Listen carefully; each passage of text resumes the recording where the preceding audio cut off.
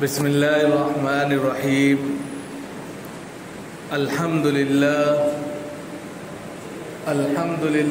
رب العالمین والصلاة والسلام علی سید الانبیاء والمرسلین محمد ابن عبد اللہ الامین وعلى آلہ واصحابہ وازواجہ وذریاتہ واہل بیتہ وسلم تسلیما کثیرا کثیرا اما بعد اعوذ باللہ من الشیطان الرجیم بسم اللہ الرحمن الرحیم وما خلقت الجن والانس الا لیعبدون صدق اللہ العلی العظیم۔ محترم بزرگوں، دوستوں، دینی اور ایمانی بھائیوں، اللہ رب العزت کا شکر ہے، اس کا کرم ہے کہ اس نے ہمیں اپنی بارگاہ میں آنے کی توفیق عطا فرمائی۔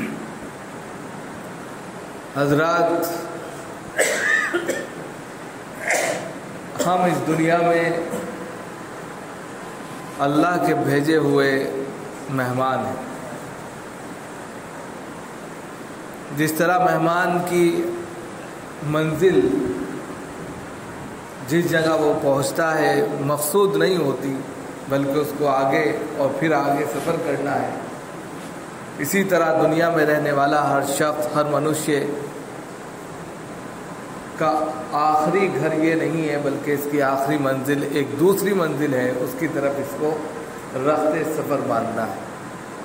اس لیے یہ جو پڑاؤ کا گھر ہے یا ٹھہراؤ کا گھر ہے، اس کو ہم مہمانی کا گھر کہہ سکتے ہیں کہ بطور مہمان کے یہاں پر انسان آیا ہے۔ جس طرح مہمان جو ہے بہت ساری چیزیں اکٹھا نہیں کرتا، بلکہ ضروریات پوری کرتے ہوئے آگے بڑھ جاتا ہے، اسی طرح انسان کو اس دنیا میں بطور مہمان کے سمجھنا چاہیے۔ کن فی الدنیا کأنک غریب او عابر سبیل۔ حدیث میں آتا ہے کہ دنیا میں اس طرح رہو جیسے مسافر رہتا ہے، اجنبی رہتا ہے۔ تو اجنبی اور مسافر کا بہت زیادہ کہہ سکتے ہیں کہ ٹھہراؤ رکاؤ کا بندوبست نہیں ہوتا، بلکہ وہ چند روزہ اپنے کام کی تلاش میں ایک جگہ سے دوسری جگہ جاتا ہے، وہاں مہمان بنتا ہے اور پھر وہ آگے بڑھ جاتا ہے۔ لیکن اصل مقصد اور اصل منزل جو ہے وہ آخرت ہے، اسی کی طرف ہر انسان سفر کر رہا ہے، دبے پاؤں کر رہا ہے یا تیزی سے کر رہا ہے، لیکن انسان کا جو سفر جاری ہے وہ آخرت کے لیے ہے، اور برابر وہ سفر کی طرف گامزن ہے، چل رہا ہے۔ جیسے جیسے ہر دن گزرتا ہے، لمحہ گزرتا ہے، دن گزرتا ہے، اس کا سفر اور آخرت سے قریب تر ہو جاتا ہے، اور وہ آخرت سے گویا بہت نزدیک ہوتا چلا جاتا ہے۔ یہ الگ بات ہے کہ کوئی انسان کسی کے لیے یہ نہیں کہہ سکتا کہ اس کا وقت آ گیا۔ بہت سے انسان 100 سال 200 سال جی لیتے، بہت سے ایک دن نہیں جی پاتے۔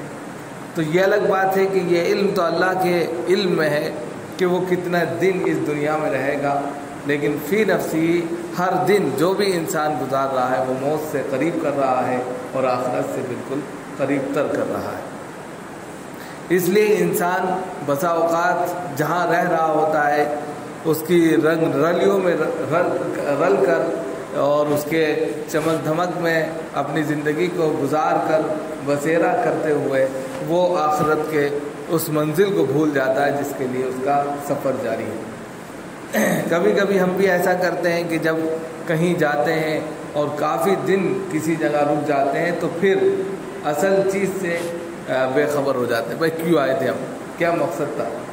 بالکل اسی طریقے سے ہے کہ زندگی ملی ہے اور دنیا کے اندر ایک آزمائش کے طور پر یہ زندگی ملی تھی، لیکن ہم نے زندگی کو ہی کل زندگی سمجھ لیا اور یہاں مزے کرنے لگے، اور جب مزے کرنے لگے آخرت کو بھول گئے۔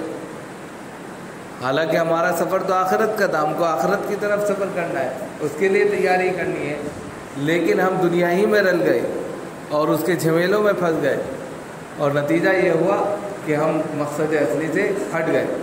تو پھر ہمیں یاد کرنا چاہیے کہ ہمارا مقصد کیا ہے، ہم کیوں آئے تھے دنیا کے اندر، ہمارے آنے کا مقصد کیا تھا، اور پھر ہم کو کہاں جانا ہے۔ یہ ہم ریوائز کریں، پھر سے ہم دماغ میں سوچیں، پھر سے ہم جو ہے ذہنی طور پر عملی مشق کریں کہ بھائی کیا کر رہے ہیں، کہاں جانا تھا، کس گورکھ دھندے میں ہم پھنس گئے۔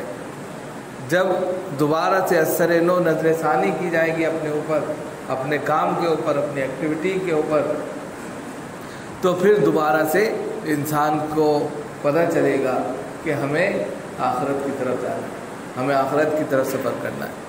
اور جب آخرت کی طرف سفر کرنا ہے تو آخرت کے لیے سفر کی دوسری تیاریاں ہوتی ہیں۔ دنیا کے کہہ سکتے ہیں کہ رنگ رلیاں میں انسان نہیں رلتا پھر، اور دنیا کی چمک دھمک میں وہ اس سے متاثر نہیں ہوتا، بلکہ وہ جو ہے آخرت کی تیاری میں لگ جاتا ہے۔ اسی کے لیے کہا کہ انسان کو اپنے مقصد کے لیے وما خلقت الجن والانس الا ليعبدون، کہ اس کو اپنا مقصد یاد رکھنا چاہیے کہ آنے کا مقصد کیا تھا، کرنے کا کام کیا تھے، اور کر کر لے جانے والے کام کیا ہیں۔ یہ ساری چیزیں اس کو اپنے ذہن میں رکھنی چاہیے۔ بھائی اللہ رب العزت نے تمام انسانوں کو اور تمام جناتوں کو اپنی عبادت کے لیے پیدا کیا۔ اللہ نے کہہ دیا مقصد عبادت ہے، مقصد بندگی ہے، مقصد اللہ کے حضور میں سجدہ ریزی ہے۔ اب اس چیز کو اولین ترجیح دی جائے، اولین ترجیح جب دی جائے گی خود بخود جو ہے مقصد کی طرف انسان آ جائے گا۔ پھر اس کے لیے جتنی چیزیں ہو سکتی ہیں جو آخرت کو سنوارنے والی ہیں اس میں حصہ لے، لیکن یہ بھی نہیں کہ جتنے دن دنیا میں رہنا ہے اس سے بھی فائدہ اٹھانا ہے، اس کو بھی اچھا بنانا ہے۔ اچھے بنانے کے ساتھ ساتھ جو ہے آخرت کی تیاری کرنی ہے۔ یہ نہیں کہ اب دنیا چھوڑ دی تو بس آخرت میں لگ گئے، بلکہ دنیا ہی میں رہتے ہوئے، کہ یہ تو آزمائش ہے، دنیا ایک آزمائش کی بھٹی ہے، یہاں آپ کو تپایا جائے گا، آزمایا جائے گا ہر اعتبار سے۔ ان تمام چیزوں سے جس میں آزمائش چل رہی ہے اس میں بھی آپ کو اپنے آپ کو رکھنا ہے، تیار کرنا ہے، گھبرانا نہیں ہے، کسی طریقے سے اپنا آپا نہیں کھونا ہے، مزید جو ہے آخرت کی تیاری اس میں کرنی ہے۔ اور جب انسان اس طرح تیاری کرتا ہے تو دنیا بھی اس کو مل جاتی ہے، دنیا میں بھی وہ کامیاب ہو جاتا ہے اور آخرت میں بھی اس کو کامیابی ملتی ہے۔ اب جناب محمد رسول اللہ صلی اللہ علیہ وسلم جو دعوت لے کر آئے، جو دین لے کر آئے، جو اسلام لے کر آئے، وہ یہی تو تھا کہ ہماری دنیا بھی اچھی ہو جائے، ہماری آخرت بھی اچھی ہو جائے۔ اور قرآن نے پھر اصحاب رسول کو یہی کہا رضی اللہ عنہم ورضوا عنہ، کہ اللہ ان سے راضی ہو گیا اور وہ اللہ سے راضی ہو گئے۔ کیسے راضی ہو گئے بھائی؟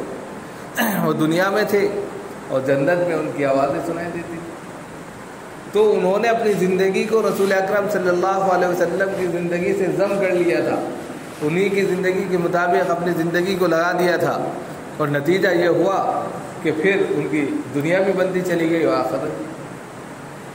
وہ کبھی کبھی یہ سوچتے تھے کہ کہیں ہمیں اس دن کا بدلہ دنیا کے اندر ہی تو نہیں دیا جا رہا، فراوانی اتنی آ گئی، لیکن ان کو یہ احساس تھا کہ ہمیں آخرت کمانی ہے۔ تو اگر یہ احساس ہم سب کے دل میں آ جائے کہ اصل ہماری منزل تو آخرت ہے، اصل ہماری منزل تو اللہ کو خوش کرنا ہے، اور زندگی تو دھیرے دھیرے ختم ہو رہی ہے اور قریب سے قریب تر آخرت سے کر رہی ہے، اور ہم اس سے قریب بھی ہو رہے ہیں، لہذا ہماری زندگی کیوں نہ جناب محمد رسول اللہ صلی اللہ علیہ وسلم کے طریقے پر ہو جائے۔ وہ کس طرح سوچتے تھے، وہ کس طرح کام کرتے تھے، وہ کس طرح زندگی گزارتے تھے، ان کے عملی کردار کیا تھا، اس کو ہم جان کر اپنی زندگی میں لے آئیں اور ویسے ہی کریں، وہی عمل کریں، تو تمام چیزیں آسان ہو جائیں، ہر چیز آسان ہو جائے، کوئی مشکل نہیں۔ لیکن اگر ہم دین کو نہیں سیکھیں گے، دین کو ایک طرف رکھ دیا، اپنی منمانی زندگی کو گزاریں گے، تو پھر جو ہے بہت سی مشکلات کا دنیا میں بھی سامنا ہوتا ہے اور آخرت میں بھی سامنا کرنا پڑتا ہے۔ مزید کیونکہ ایمان ہے، ہمارے پاس ایمان ہے، اور ایمان بہت بڑی دولت ہے۔ جن لوگوں کے پاس ایمان نہیں ہے ان سے پوچھئے کہ ایمان کی دولت کیا ہوتی ہے۔ جو ایمان نہیں رکھتے، جن کو یقین نہیں ہے اللہ کی ذات پر، تو ان کو یہ احساس نہیں ہے وہ تو یہ کہتے ہیں کہ حیات حیات لما توعدون، وہ تو یہ کہتے ہیں کہ ہم مٹی ہو جائیں گے، خستہ ہو جائیں گے، قبر میں چلے جائیں گے یا جل جائیں گے تو پھر کبھی اٹھائے نہیں جائیں گے، ہم ہر چیز سے دور ہو جائیں گے۔ یہ جو آخرت کا کانسیپٹ ہے ان کے یہاں ہے ہی نہیں، لیکن ہم کہتے ہیں یؤمنون باللہ والیوم الآخر، کہ ہم اللہ پر یوم آخرت پر ایمان لے کر آئے، تو آخرت ہمارے یہاں ہے، سوال جواب ہوگا، اللہ رب العزت ایک ایک چیز کے بارے میں پوچھیں گے۔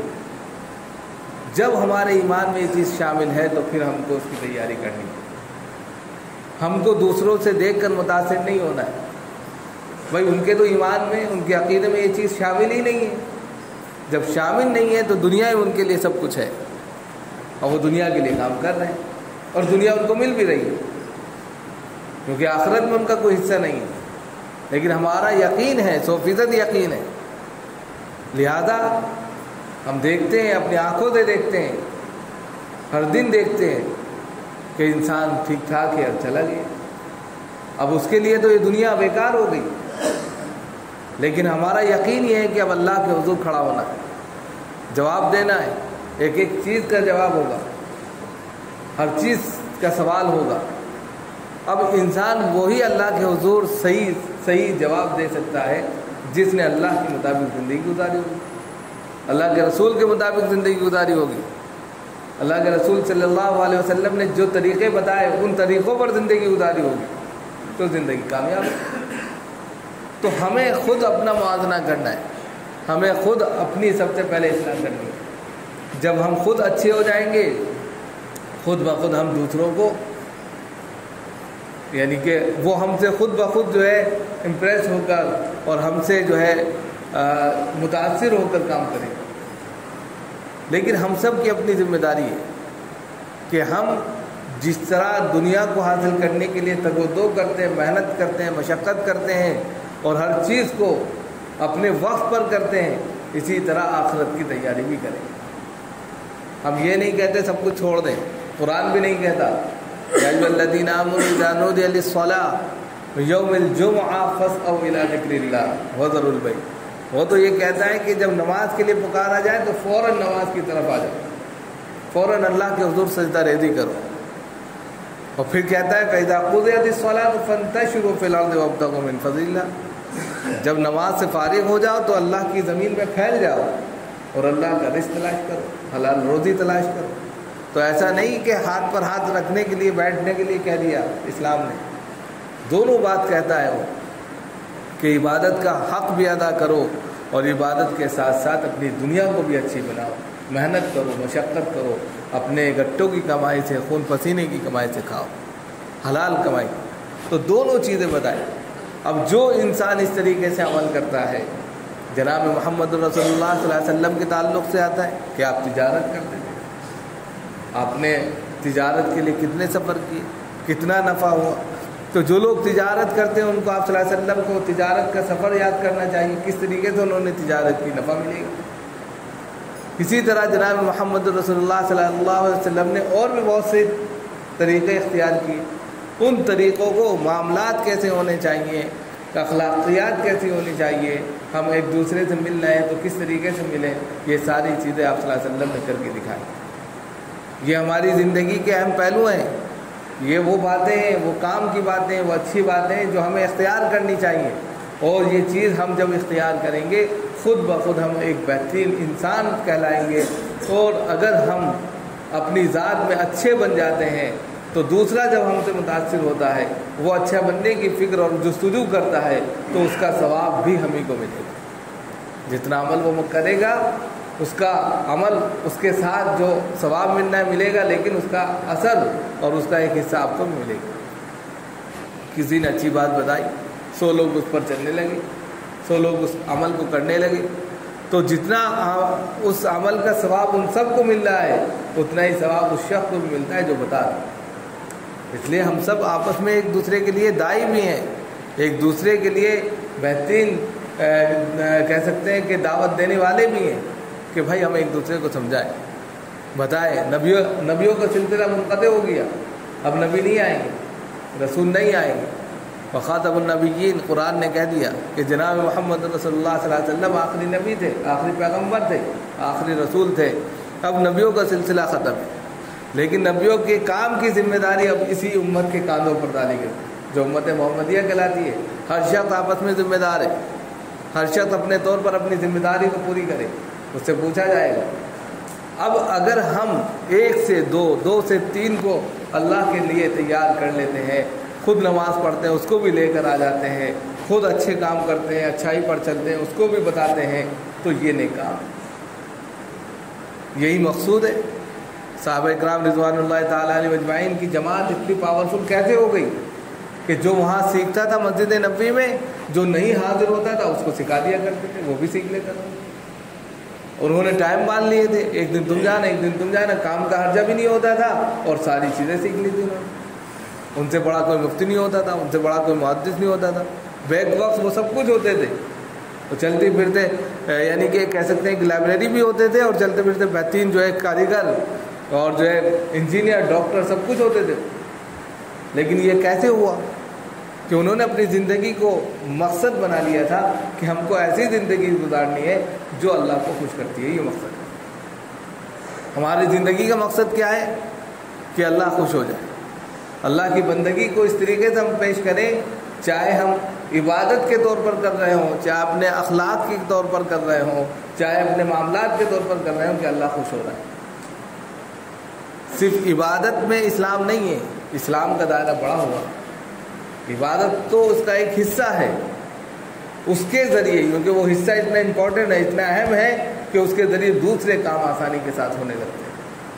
اس لیے یہاں سے پاکیزگی شروع ہوتی ہے، یہاں سے دل صاف ہوتا ہے، یہاں سے ذہن پاکیزہ بنتا ہے. جب انسان نماز پڑھتا ہے، وضو کر کے نماز پڑھتا ہے، اور دیکھیے کتنا ہلکا محسوس کرتا ہے اپنے آپ کو، اور اس کے بعد پھر وہ ہر وہ کام کرنا چاہتا ہے جو اللہ کو خوش کرتا ہے. لیکن جیسے جیسے دوری ہو جاتی ہے پھر ویسے ہو جاتا ہے، میل جم جاتا ہے، کالس آ جاتی ہے، دھبے پڑ جاتے ہیں. لیکن پھر وہ دین کی محفل میں بیٹھتا ہے، اللہ والوں کی باتیں سنتا ہے، اللہ والی باتیں سنتا ہے، پھر اس کا دل صاف ہو جاتا ہے. جس طرح کپڑا میلا ہو جاتا ہے، آپ صاف کریں صاف ہو جاتا ہے، لیکن پھر پہن لیں گندا ہو جاتا ہے.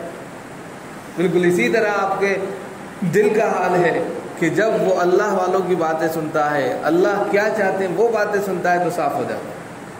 جب وہ قرآن کی تلاوت کرتا ہے تو صاف ہو جاتا ہے، جب وہ مناجات کرتا ہے تو صاف ہو جاتا ہے، جب وہ استغفار کرتا ہے تو صاف ہو جاتا ہے، اس کا دل نرم پڑ جاتا ہے. وہ کام کرنا چاہتا ہے جو اللہ کو خوش کرتا ہے، جو اس کو ہلکا کرتا ہے، اطمینان اس کو میسر ہونے لگتا ہے، اس کو سکون آنے لگتا ہے. لیکن جیسے وہ تمام چیزیں چھوڑ دیتا ہے، دنیا میں لگ گیا، ارے ادھر ادھر ٹہل رہا ہے، تو پھر وہ دین سے دور ہو جاتا ہے. مسجد کی پہلی سیڑھی نہیں چڑھ پاتا، اتنا اس کو بوجھ لگتا ہے.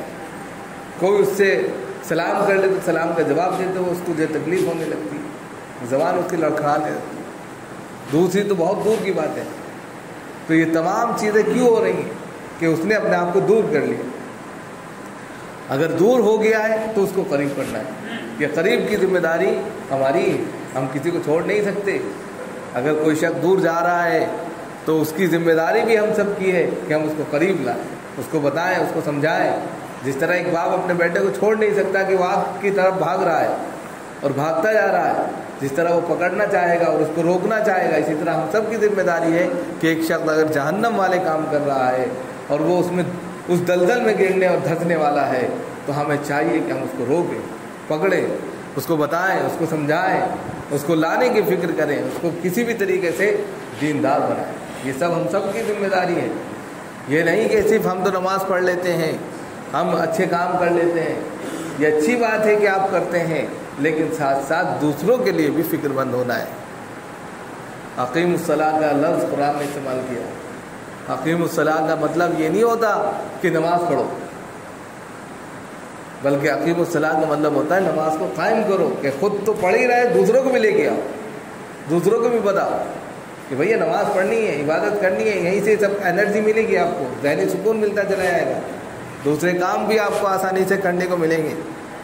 تو یہ ساری چیزیں جب ہوں گی تو انشاءاللہ فائدہ ہوگا. اللہ تعالیٰ ہم سب کو عمل کی توفیق ہو.